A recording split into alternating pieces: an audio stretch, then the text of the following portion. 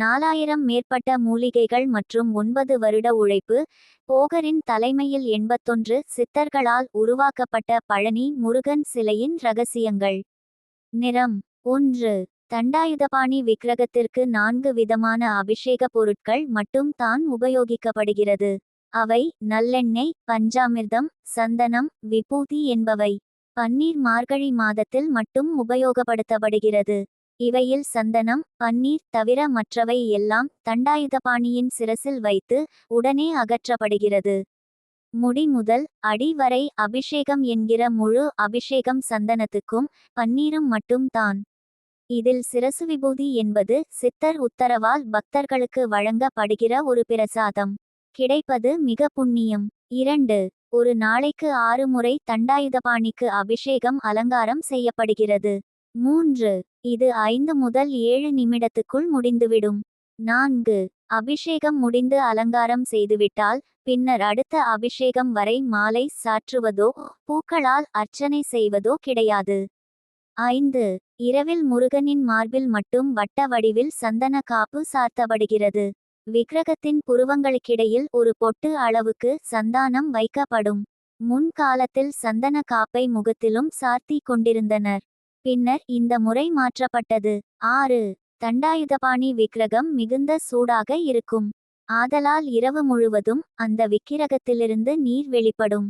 இந்த நீரை அபிஷேக தீர்த்தத்துடன் கலந்து காலை அபிஷேகம் நடக்கும் போது அங்கு இருக்கும் பக்தர்களுக்கு பிரசாதமாக விநியோகம் செய்கிறார்கள். 7. தண்டாயுதபாணி சிலையில் நெற்றியில் ருத்ராட்சம், கண், மூக்கு, வாய், தோள்கள், கை, விரல்கள் போன்றவை மிக அற்புதமாக ஒளியால் செதுக்கப்பட்டது போல் தெளிவாக இருக்கும். இது போகரின் கைவண்ணம். 8. அந்த சிலையை சுற்றி எப்போதும் ஒரு வித சுகந்த மணம் இதுவரை ஒருபோதும் வெளியே உணர்ந்திராத பரவி நிற்கும். 9. இந்த சிலையை செய்ய போகர் எடுத்துக்கொண்ட நாட்கள் 9 வருடம். 10.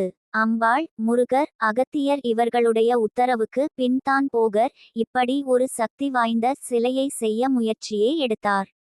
11. இதற்காக 4000 மேற்பட்ட மூலிகைகளை பல இடங்களிலும் சென்று தேர்வு செய்து கொண்டு வந்தார். 12. 81 சித்தர்கள் இந்த நவபாஷாணத்தை போகர் சொற்படி தயார் பண்ணினர். 13.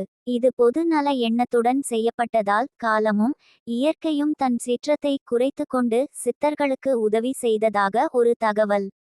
14.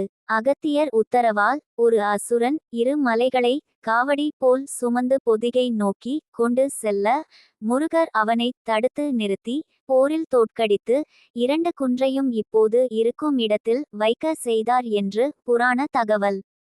15. போகர் இகபரத்தில் இருக்கும் போது தன் மனைவிக்கு கொடுத்த வாக்கை நிறைவேற்ற முருகனை மேற்கு திசை நோக்கி பிரதிஷ்டை செய்தார். இதனால் மலை நாட்டில் உள்ளவர்களுக்கு பழனி முருகன் குல தெய்வம் ஆனார். கேரளாவை நோக்கி பழனி முருகன் இருப்பதால் கேரள மாநிலம் இயற்கை செழிப்பு மிக்கதாக இருப்பதாக கேரள மக்களின் நம்பிக்கை. அதனால் கேரள மக்களின் குலதெய்வமாகவும் முருகப்பெருமான் திகழ்கிறார். 16. தமிழக மக்கள் சபரி மலைக்கு 2 முறை கட்டி செல்வதை போன்று கேரள மக்களும் பழனிமுருகனை வேண்டி மாலை அணிந்து காவடி, பால்குடம் எடுத்து வழிபடுகின்றனர். 17.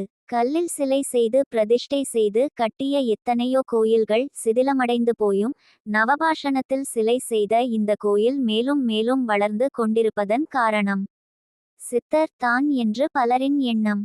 18. தண்டாயுதபாணி சிலைக்கு இடது பக்கத்தில் ஒரு சின்ன மரகத லிங்கம் உள்ளது.